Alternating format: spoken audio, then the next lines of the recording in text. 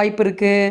Alcohol அதிகமாக consume பண்ணால், pier அதிகமாக கன்சியூம் பண்ணால் கண்டிப்பாக அதில் பியூரின்ஸ் அப்படின்னு சொல்லக்கூடிய விஷயம் நம்மளுடைய ரத்தத்தில் யூரிக் ஆசிட்டாக கன்வெர்ட் ஆகும். ஸோ அப்போ அது கண்டிப்பாக அவாய்ட் பண்ணிக்கணும். அடுத்து யாரெல்லாம் சர்க்கரை வியாதிக்காக அதிகபட்சமான மருந்துகள் இன்சுலின் எடுக்கிறாங்களோ அவங்களுக்கு இந்த யூரிக் ஆசிட் லெவல் அதிகமாகும்.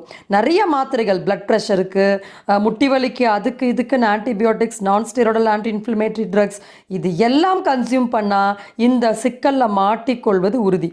அடுத்து இப்போ ஒரு நான்வெஜ் என்னானாலும் சரி, நான்வெஜ்ஜை சாப்பிடாம இருக்கவே முடியாது.